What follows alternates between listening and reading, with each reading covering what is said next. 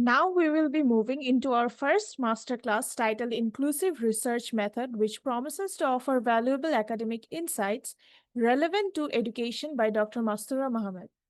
Dr. Mastura Mahamed is a senior lecturer at Universiti Putra Malaysia, specializing in journalism, participatory media, and inclusive communication.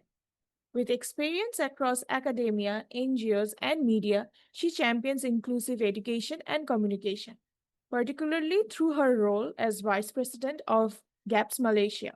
Her work bridges research policy and community empowerment across ASEAN. Let's welcome our expert facilitator for this session.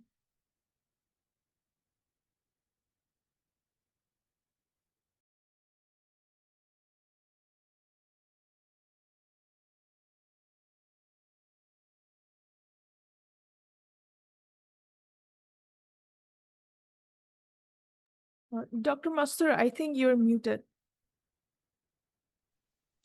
All right. Thank you, everyone. So I hope you can hear my voice clearly and you can see my slides rather clearly as well. Is it okay? All Yes. right. So before we begin, thank you for the moderator for introducing me and the reasons why I am actually doing it because I am a disabled person. So I think being inclusive is something that I really want to see happening in this world so that everyone can be and feel included. So this is rather just a introductory session of the inclusive research methods because I only have 60 minutes out of this. And I will also share a checklist so that later, like if you want to kind of like set a mindset to uh, make your research more inclusive, you have this basically checklist with you. Okay. Right. So first and foremost, why inclusive research methods? So it ensures fairness, accessibility, and representation. It improves validity and credibility of findings. Why is that? Because it adds voices to those who are usually being left behind. So the more voices you included in your research, the increase of validity and credibility improves, right? So it is also support ethical and socially responsible research, particularly because nowadays, like universities, institutions, as well as governments are implementing SDGs or social sustainable developmental goals. And these inclusive research kind of support that because at the end of the day the aim of having SDG is for everyone to conduct their countries and their institutions in a more ethically and socially responsible entities. So what is inclusive research? Research that ensures participation, fairness, and accessibility and representation. So what happened because I've been a researcher for a long time actually, right? Sometimes we are too keen of doing our research without thinking whether we have included everyone in the participation efforts as well as um, ensuring fairness and accessibility to marginalized communities in terms of later on I will basically explain to you there are different dimensions that we had to um, think about before we are implementing any research. So these dimensions are gender and culture, um, meaning to say that our research includes all the gender and basically consider all aspects of cultural dimension, and it also covers disability inclusion because we have multiple types or multiple uh, umbrella of disabilities, or are we having enough effort to include multiple types of disability in our research. And then we also have socioeconomic diversity. So whether we have covered everybody, right, in our research questions, as well as the questionnaire items that covers a range of people that coming from different socioeconomic backgrounds, as well as having linguistic diversity or linguistic options and digital level of digital accessibility, whether the items or whether the research itself covers those who are, let's say, for example, in the city versus the rural area, how good and how accessible the digital aspects of research is. So before I proceed, right, in my session, if you have any questions, you are allowed to actually um, raise your hands, right? Just whenever that you would like to um, propose a question or voice out any concerns. Basically, I always like participants to actually be engaged with every content that I deliver. It doesn't mean that you have to wait until the end of the session to ask questions. So, looking at the pitfalls, right? This is basically the common mistakes that we as researchers usually do because we are excited to get along with the survey or interview that we are supposed to do to complete our research. So firstly, the common one is, uh, for example, surveying urban students or interviewing urban students while ignoring rural students, for example. Just using English only instruments, not actually including other languages. And number three, not accounting for disability and the types of disability. Also, it also have accessibility challenges. Let's say, for example, if you are vision impaired, so if your participants have possibility that you recruit participants with vision impairment, then you have to have your survey or interview questions being delivered in a different format or a slightly different um, connotation so that it helps them to actually respond to your surveys or interview questions. The principles, right? So, why is this important? Because usually the problem begins at the sampling stage, right? This, for example, like last year, I have a student that um asked me some questions like, Doctor, do I need to include students from our faculty? Because she knows that there are students in our faculty who has various types of disability, including vision impairment. So she was asking like, should I include people with disabilities in my research, in my sampling? And I said, you are encouraged to do so. Because otherwise, those people who had disability wouldn't have the chance to actually respond to your surveys and questionnaires. So basically, the concerns or the aim of having inclusive research methods starting from the awareness at the sampling level, right?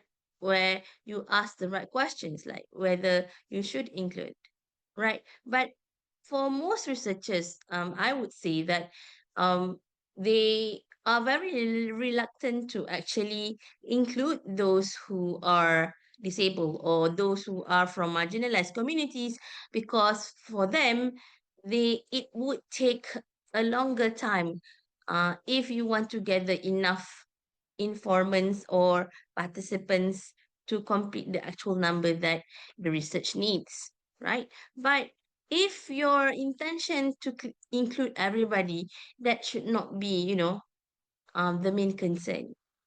And then secondly, accessible instruments, meaning to say that you use very very basic languages. You have translations for your questions, either a survey or a interview questions, and your data collection procedures have accessibility elements such as captions. Captions are important, particularly for those who have visual impairment, as well as you have hybrid options for those of your potential participants that cannot be on site. Yeah, and then it is also important to have inclusive analysis and reporting, meaning to say when you report for your research, when you analyze your research, if you decide to actually, I mean, of course, generally in research you cannot be biased, but when you decide to include everyone in your research, that should be clearly represented in your data analysis as well as your reporting. So, sampling strategies. Um, a lot of bachelor degree students or even master students like to use convenient sampling. And the reason being, they mentioned about having convenient sampling as a convenient way for them to get the data. But that being said, um, then the actual data will not actually represent the whole quote unquote population if it's a quantitative research, and it won't represent rather a more varied response if you are doing qualitative, right? And then it is important to ensure that diverse voices are represented. So it is very, very, very, very important that if you intend to include everybody, the aim here, particularly in your recruitment, in your data collection, in your analysis, in your reporting, that should be well represented and reflected and reported at the end of your study. And then, if that is the aim, you need to proactively seek marginalized groups, engage with them, ask what are the tools that can help them participate in your research. What are the ways that you as a researcher can help them to participate in your research? Because most of the time, like I said, because of the time constraint, because we don't know how to do it, we are not aware that and we are not aware that that can be done, right? We tend to forget that the marginalized groups are there with us besides the quote unquote normal population. Moving on to the research instrument. Okay, so it is very, very, very, very, very important if you decide to include everyone to ensure that your instrumentation, either it's a survey, it's a interview, or it is an experimental design, you need to use plain jargon free languages. And that should also reflect if, let's say, you have more than one translations of your instruments, that should be well reflect in all languages that you selected in your research. And then you should have multiple languages or translation that represent quote unquote your population in terms of who are you targeting to respond to your questionnaires or interview questions or be involved in um your forms of research. And then even in the pilot testing, you initiate diverse participants because in a lot of research, including my own students, I encourage them to include the diversity even in pilot testing if they are doing quantitative or and if they are doing qualitative in the preliminary interviews, they should also include diverse participants that fit into the inclusion and exclusion criteria of the particular research. Right. So these are the items that you can actually explore, right, for you to um, begin your inclusive research tools, right? You can use Microsoft Word Accessibility Checker, and this is not limited to Microsoft Word. All Microsoft Office extensions do have this accessibility checker. Later on, if I have time, I will basically will try to open and show it to you. And then for your author and Zoom captions, for instance, you can actually set so that you would have captions, right? And then in vivo, for instance, if you're doing qualitative, you do have the options to set it into a more inclusive coding. Meaning to say, when you uploaded your transcripts, right? If you go for the inclusive coding options, there are some reminders that NVivo would actually um, kind of like put it in your uh, dashboard so that it will help you to navigate the inclusivity of your materials.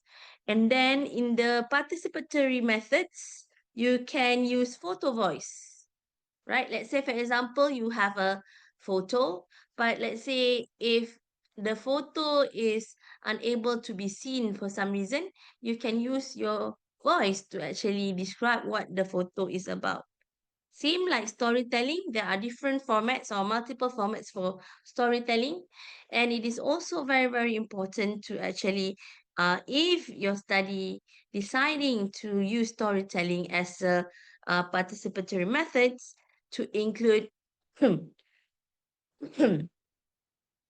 include captions, to include um not so much of a color contrast, because let's say, for example, if you know that your participants would include those with autism spectrum, that too much of a color contrast will actually distract them rather than give them some focus. So yes, if you are trying to be inclusive, either by location, either by disability, either by gender, either by the dimension that I've mentioned just now, it will take some more time.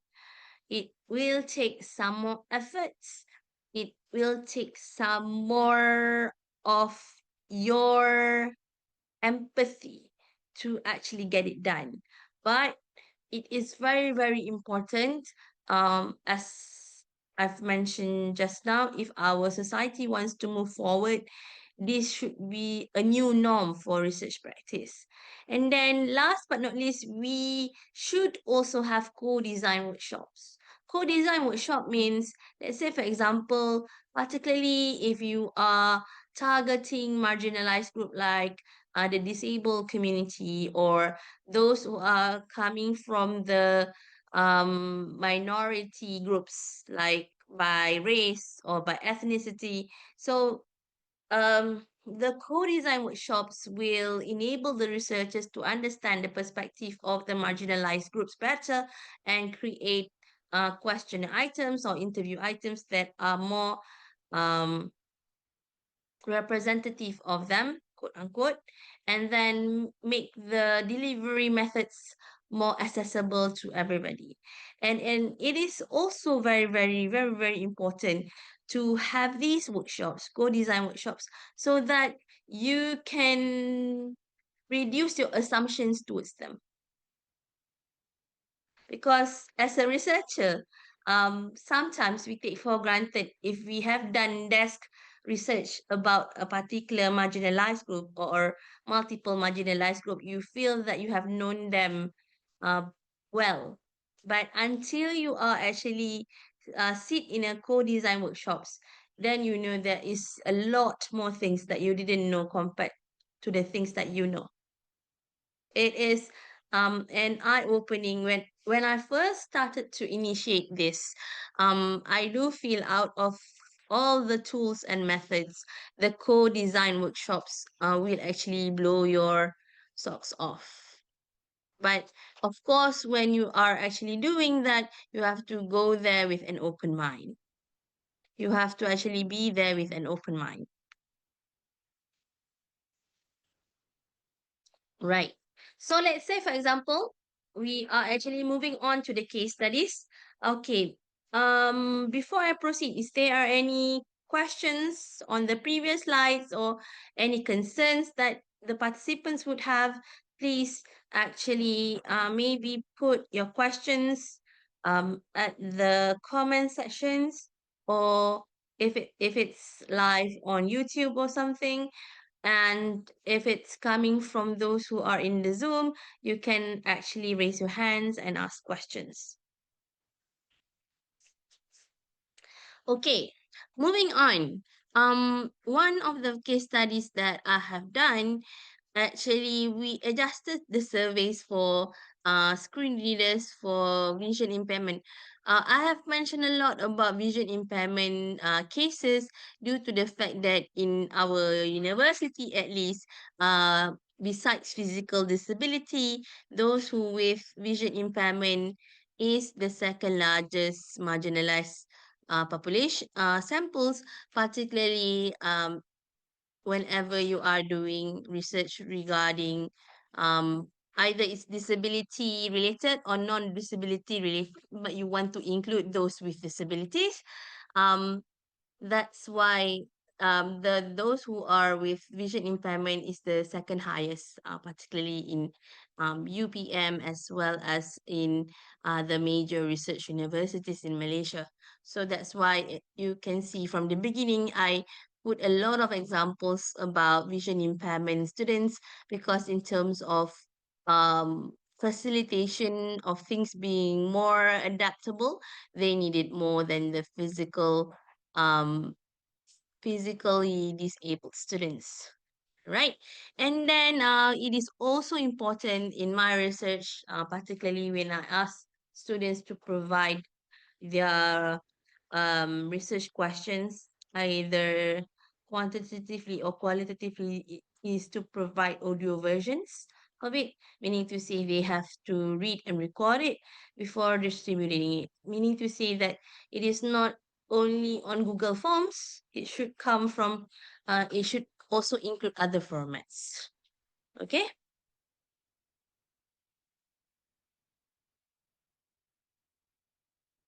So for case number 2, right? Cross-cultural room research. So the case number 1 is basically the more times that we almost forgot it. But for case number 2, because let's say, for example, we have in Malaysia, we have multicultural society. So we are increasingly having multilingual surveys, increasingly. I let's say, for example, in UPM, if we are doing research ethics, right? For Malaysian students, particularly if the population and sampling includes those who are coming from multiple race, it is highly advised for the researchers to actually provide three languages for the questionnaire for the instruments. Let's say, for example, the first one would be in English, the second one would be in Malay, and the third one would be in the native language of the most people there. Let's say, for example, whether it's Mandarin or Tamil or any other languages, right? So in this context, the research ethics also, because I'm part of the research ethics committee of UPM. So we actually emphasize on having multilingual surveys as well as adapted interview guides for culture. And then for this case number 2, um sometimes it's a little bit weird when I found cases when they wanted to apply for ethics. The research itself is basically, for example, right? Um, for example, if they are also inclusive of those who are coming from rural area, right? But they do not actually design the research instrument adaptive to the rural area. it is going beyond than just internet access. Let's say, for example, you are interviewing the orang asli, okay, or the we call it the nation's people, right? So in terms of how you curate the questions, either in your survey items or in your interview questions, might be slightly different from those who are in the cities, because they have different backgrounds, they have different cultural beliefs. So um most of the time, most of the time, particularly if you are doing smaller research projects, um a lot of researchers tend to only choose one segment for them as the population. Or for example, either choose only urban settings or only rural settings, due to a lot lah, due to um due to time, due to cost, due to etc etc, right? But then in even in longitudinal multi-sectional research or action research, right? If you are doing different format of research, you know, the researchers most of the time forget to actually um bridge what you have in the urban areas versus what you have in the rural areas, for example, what you have in a more developed areas versus what you have culturally in the less developed but needed representative areas. Because most of the time in Malay we call it shop sendiri, or basically we are just doing it because we are wanting to do it for ourselves. We do not think through of our research, sampling, data collection, analysis, and reporting is to represent a particular population and sample. So this is very, very, very, very, very, very important for researchers to bear in mind. And I'm saying this beyond the capacity of being a disabled person, because basically I've seen a lot, because I said to you just now, right? I am part of the ethics committee evaluator for UPM. So when we evaluated research that has to go through ethics. Those are the things that researchers always kind of like, I wouldn't say ignored, but maybe they do not know how to do. Maybe they don't actually aware that they kind of like need to do so to get better representation. So that was basically the items that we always discuss among the ethics committee members. Right. So this is where you play in. So I want to hear from you, right? Think about your own research context. What is the one barrier of inclusion that you have experienced? Share in the chat or comments, or you can also raise up your hands and unmute yourself if you are in the Zoom, or if you are in the YouTube channel, you can actually post your experience in the comment section. So can I give you 2 minutes to do so? Okay, Sanjana, you have a question or you have your own experience to share with us? We have a question. First, you asked that what challenges we face in inclusion in our study. As you mentioned that we are not aware of that, the reason that why we organize this master class, that all of our research instrument or our methodology has to be inclusive. So we are working on so many different projects right now, like for gamification, we are interviewing student teachers, industry experts. But I, even though we try to be exclusive, that we should be able to talk to everybody, but we don't know how exactly to make it exclusive other than just finding people from every different aspect. So do you have any suggestion on that, how to make from methodology to our instrument design, how well do we make it inclusive? Well, I think that's a very fundamental question. First and foremost, we need to have the awareness. let's say, for example, I'm giving the example of my final year project student for the degree level. So this student realizes that in our particular faculty, for instance, we have 18 students with vision impairment specifically. So she came in to see me and asked, like, do you think it's a good idea to include them in my survey? Meaning to say that if I say yes and she agreed, she would have to actually do a lot more, uh, as I've mentioned, using different tools, exploring different items to make sure that those students with vision impairments shall be included in her research. Okay, so the best way to actually um, start off is to have the awareness of your population. Let's say, for example, you are selecting a population in a certain university. Okay. I'm looking at, for example, Sanjana is working at a university.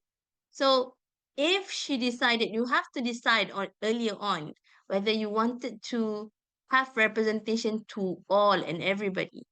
Okay, so let's say, for example, the first questions that you have to ask yourself and to answer it is to ask yourself whether you want to be all inclusive.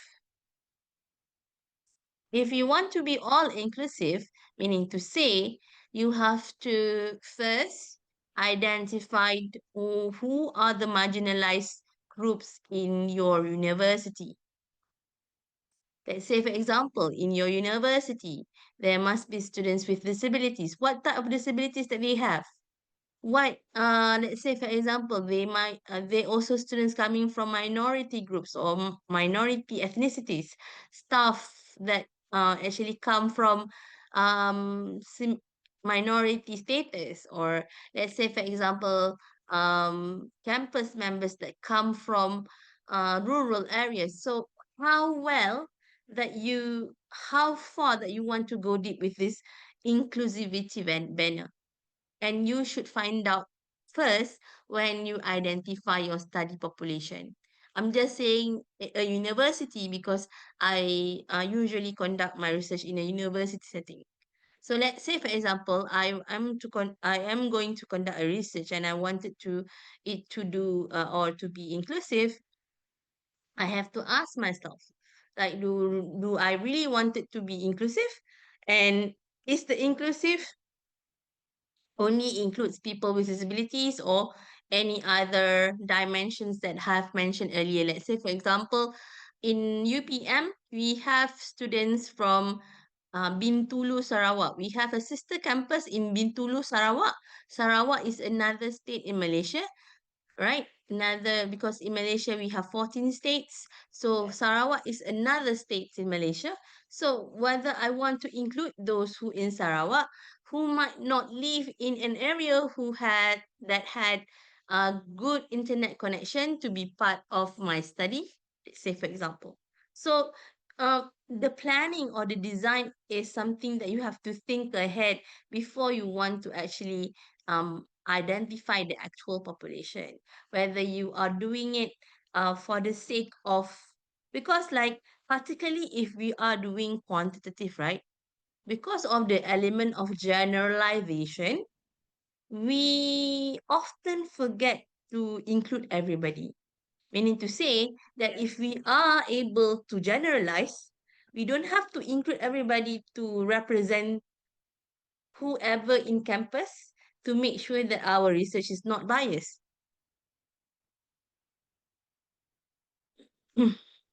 Right? Um, it's very important. It's not only, yes, it begins with the design first, and then it basically snowballs into the sampling. That is why in my sharing just now, right, we don't encourage convenience sampling.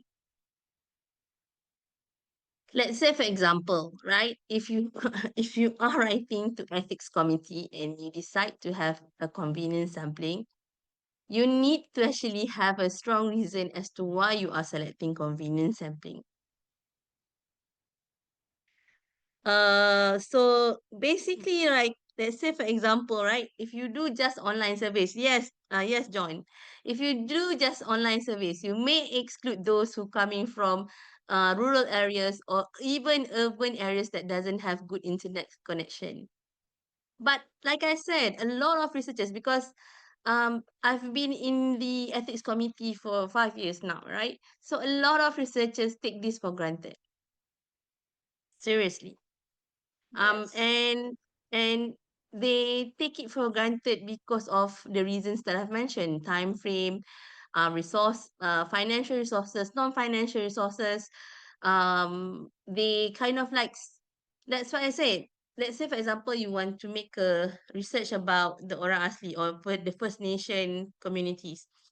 You think that your desk research is good enough to actually uh conclude what are the items that you want to include in your survey or in your or in your what should I say, interview questions, right? So when you want to be inclusive, you have to have options. Of course, you have to spend more time and more effort to explore different things, different platforms. Like John said just now, if you are just opting for online surveys, let's say for example, if you're just opting for Google Forms, not everyone can access Google. Not every country can access Google Form. Let's say for example, right? So that's why you have to ask yourself whether, if you wanted to have an inclusive research, how inclusive that you want it to be, and how is spending more efforts and time to facilitate those, to make it happen, will help to enrich your research. Because at the end of the day, you don't want a research that just as a research. You want a research that actually means something to people. Because like I said, as a researcher, we tend to do research as our own joyful project. We don't necessarily want to think that this research will make a change to a community, will actually change how, let's say for example, students in your university functions. So it's a little bit um it's a little bit emotional for me to see this happen. I mean, I have to admit, yes, smaller markets or less commercially location, for example, always been forgotten to be included in a research. Let's say, for example, because of various reasons. Uh, Maybe educational background of the population, and then the internet, and then the access that researchers have. So basically, it's something that researchers tend to forget when, especially if it is a generalized study, tend to forget. All right. But I can assure you, even quantitative study, if you make a conscious decision to make it as inclusive as possible because you want to represent most voices, it can be done. But of course, it will require more effort from the researchers as to prepare all the materials, all the all the possible considerations that you actually have to put. Because most of the time, okay, most of the time people ask me, okay, let's say for example, right, Microsoft Word accessibility checker. If you are using Microsoft 365, it is available, readily available, and you don't have to pay a thing to actually use this accessibility checker and tools. Meaning to say, it doesn't cost you money, but it will basically cost you your more effort. Let's say, for example, for Auto AI and Zoom captions, if you are doing things hybrid, for examples, right? You just have to find the three dots there and change the setting. It doesn't actually require you any money. Then again, it is cost effective. But yes, it requires researchers to have more effort to explore things. right? In vivo for inclusive coding, if you have bought the in vivo, right, as a software package, that particular feature is embedded in vivo. It is only that you have to find the time to explore the tool and how to use it. Not to say in vivo is for free, but then if you have purchased in vivo for your research, for example, you should, have a notion to try it on and basically use it. Yeah. So let's say, for example, if you're doing photo voice, we have a lot of photo voicing apps that are freely available and freely to download. It's just that it will take um quite much space in your storage, like either it's phone or Google or whatnot, particularly if you are doing like let's say you are doing questionnaire items that you actually describe using your voice, it would actually take quite a lot of your storage. But if that's your aim, I would say it can be done. And it is free of charge for many of the apps. It's just that you have to put the level of love and efforts to actually make it happen. And then for the co-design workshops, this may actually cost money, but with the right approach to it, because the thing is, I would say, recently, I think it's about 3 months ago, a student of friend of mine, her research is about siblings with cerebral palsy individuals. Meaning to say, the student's research is about siblings who have one of their siblings or more experiencing cerebral palsy, and he or she wanted to get participants among that particular scope. So the co-design workshops, right? Basically, you can actually do it hybrid. You don't have to actually set up a venue, quote unquote, to actually get the co-design workshops done. It can be done, but it needs more effort and a lot more creativity from the researchers.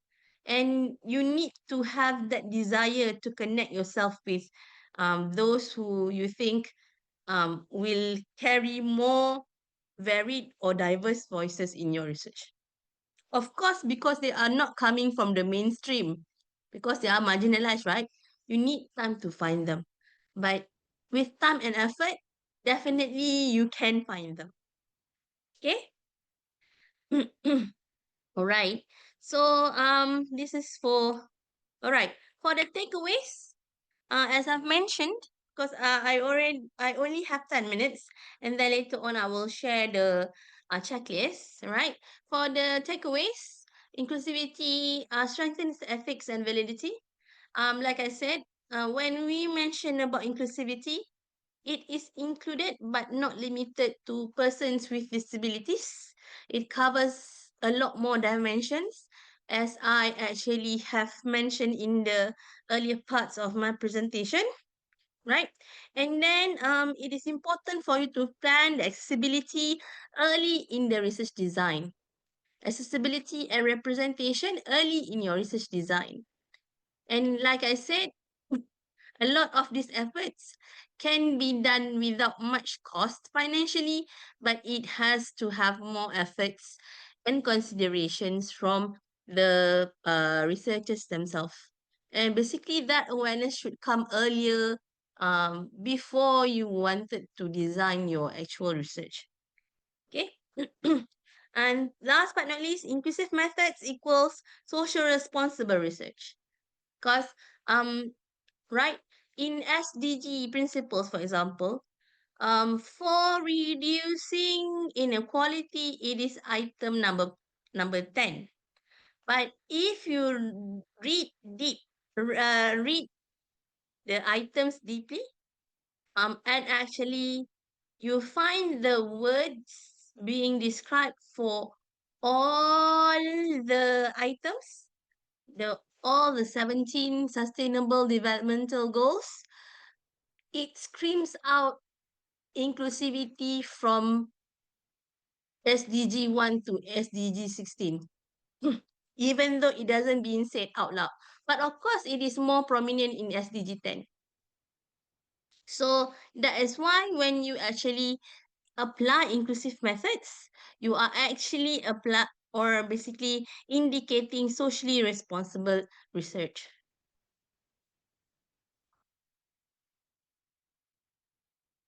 Oh yeah, I need to share the checklist as well. Okay, I will stop sharing. So while I'm sharing my checklist, you are more than welcome to ask more questions. I will read the chat for a bit.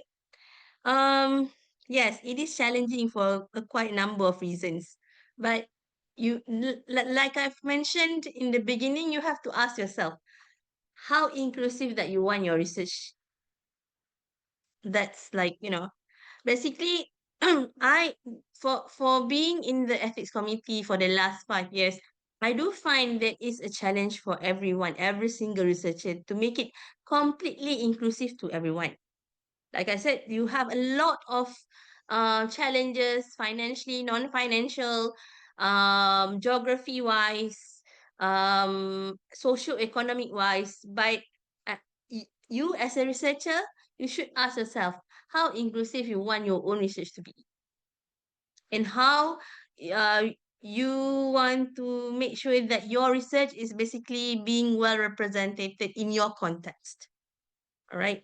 Uh, and I find it a little bit, I wouldn't say upset, but I find it a little bit cynical, particularly when principal investigator in UPM we call principal researcher as principal investigator, when we actually give the principal investigator our comments about their protocols.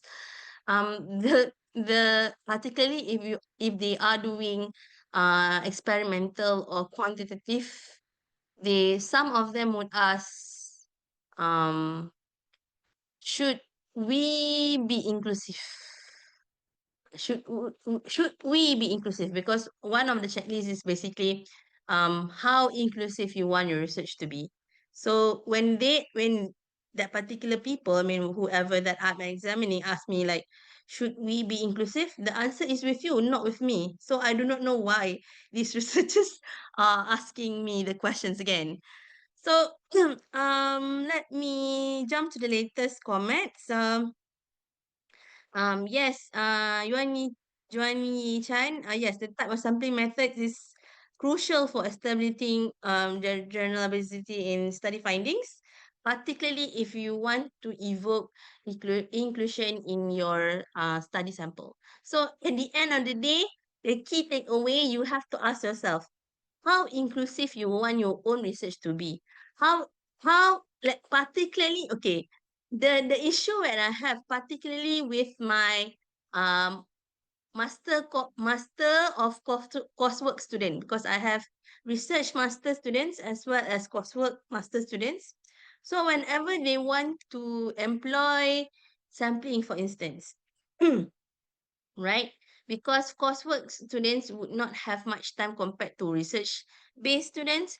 So when they write like we would like the researcher would like the sampling to be as inclusive as possible. Okay, basically they write a disclaimer in that particular sampling component, and then when I actually read the items in the instrument, I would actually usually would ask, okay, what do you mean by as inclusive as possible? It is not well described in your instrument. So the word inclusive itself, you have to kind of like proclaim it, like how much or how well do you want the inclusivity element to be well represented in your design, in your sampling, in your analysis, as well as in your reporting. Like I've mentioned, research generally wanting you to avoid bias, right, in general. But you know yourself, right? It is quite, I mean, generally, we kind of blanket it to say that it is not bias. But generally, right? Generally, as you go along, particularly the design, the analysis, and the reporting, you might go towards a little bit of biasness, because sometimes you can actually be either conscious, particularly if you are doing it unconsciously. Meaning to say, when you do the analysis, like, oh, I have this group of people, but I forget to write that. I mean, I forget to include them as a component in my analysis, because they are too marginalized. Meaning to say, they are outlier in your study. So, oh, it is an outlier, so I don't have to report the outlier. Right? So, but in qualitative, especially, actually, you can report your outlying analysis. Whatever is outlying is basically not in line with the main themes or the main research outcome. Statistically, you can still actually report them, and you can put that in your recommendations for future researchers. I mean, it's not a waste of time, and it is not a waste of, your efforts. But then, like I said, researchers tend to forget that from, or basically avoid that to be reported, uh, for the notion that it might jeopardize, quote unquote, the quality of research. Do you have any tips to share, especially for PhD researchers, on strategies of writing up inclusive research?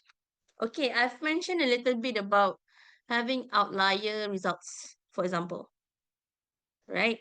That, I mean, I would actually, like I said, what sometimes more students struggle with how to report outlier results, how to report results that portion of your results that doesn't represent the main core idea of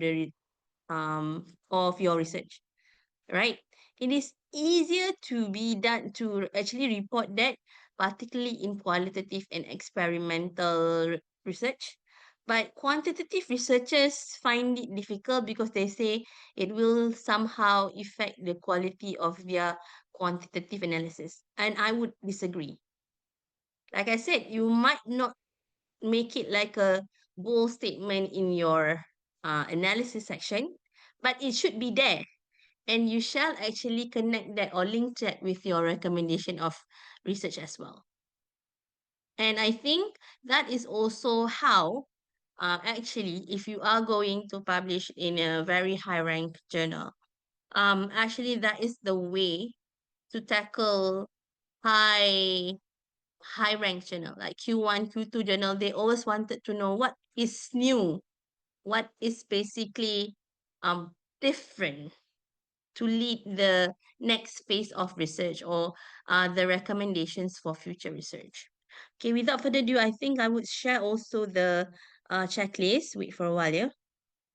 Oh, it's already 4 p.m. Sorry, guys.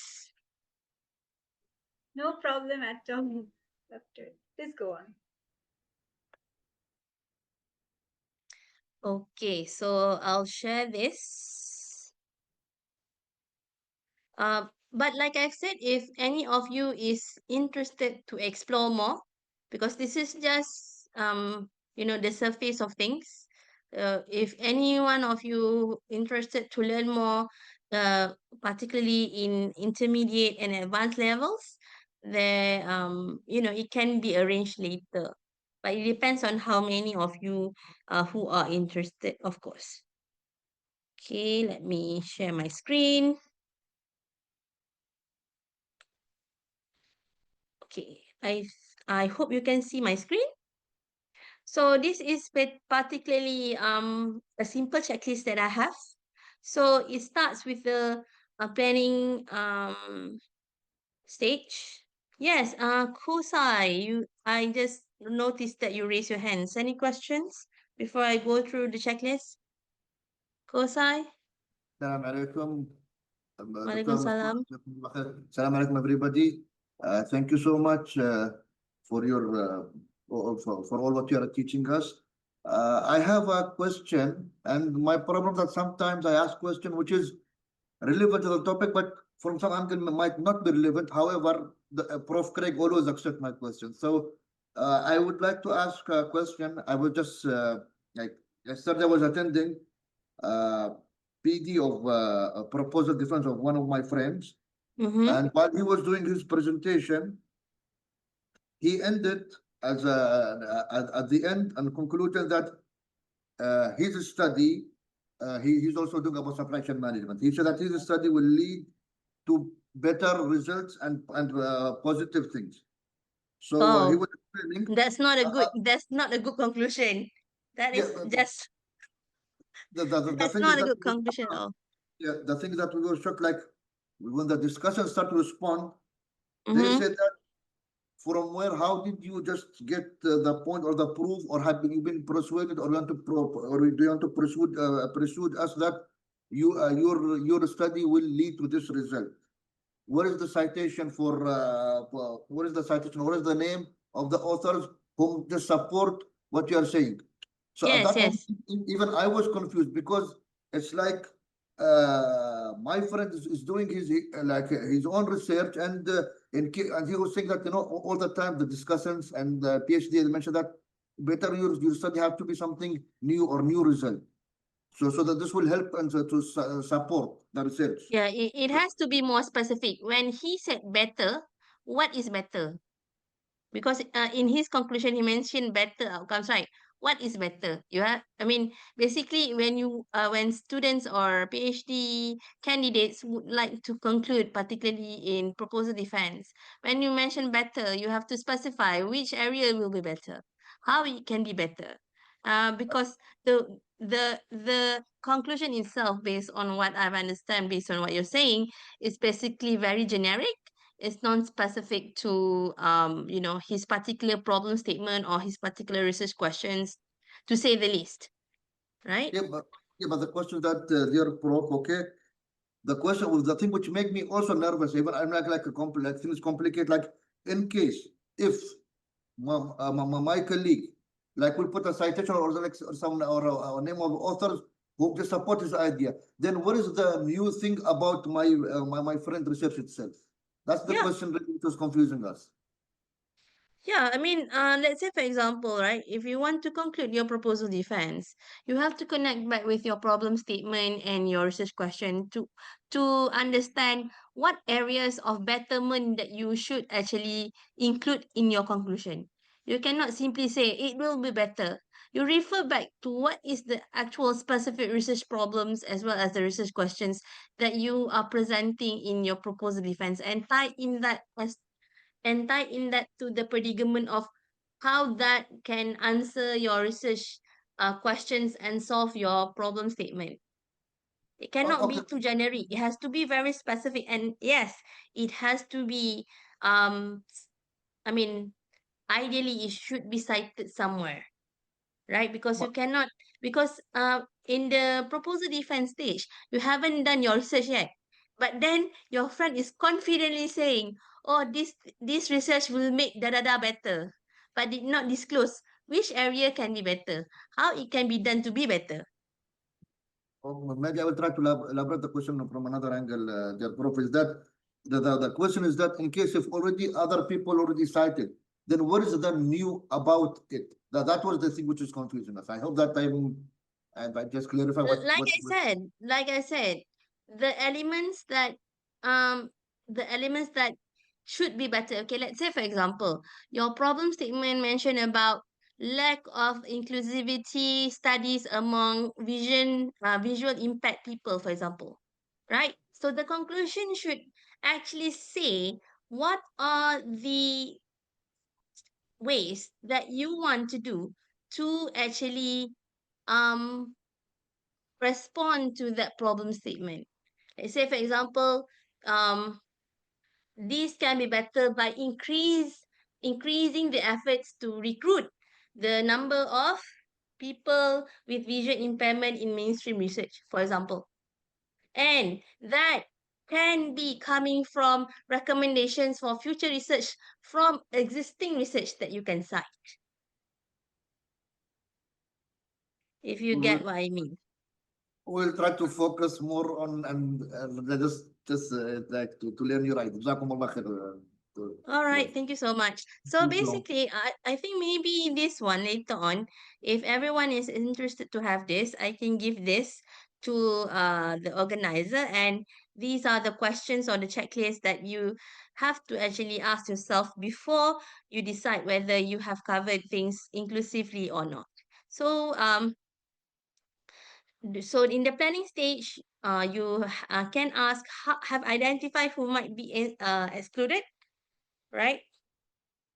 Or you can reframe the questions to how inclusive that I want to be in my research. So I consider intersectionality, either gender, disability, uh, culture, or socioeconomic. This is just an example. It can be in other domains as well, right? And then in the sampling and recruitment, am I reaching beyond easy participant? Because we are always complacent in only choosing the easy participants that we can get to answer our questionnaires or interviews. Do the recruitment materials use plain, accessible language? This is basically for sampling in recruitment.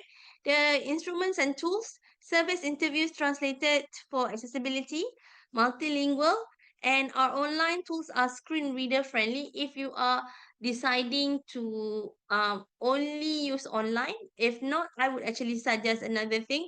Besides online, if your area doesn't have good internet connections, you do have to actually make it a traditional instrumentation using pen and paper and printed questionnaires and interviews. And then for data collection, captions and transcriptions enabled, accessible for venues for focus group if you're doing focus group, and if you are doing physical interviews or physical surveys. So you need to know whether the venues that you are choosing will be accessible for you to actually conduct focus group. And then participants offered flexibility, whether they can choose to be physical or they can choose to be online based on their preference. Okay, you can also opt for that. That is also part of inclusivity options. And then in the analysis and reporting, have I checked my coding to actually avoid bias and stereotypes? And then are the findings reported inclusively, highlighting the diverse voices? That's why I said when you do the analysis, have you actually somehow reported the outliers or the different things that actually needed to be also reported or included in your reporting? And do I acknowledge the limitations of groups who are underrepresented? So these are among the questions for the analysis and reporting stage. So if maybe after this, I would give this to all of you. If you're interested, then the organizer would actually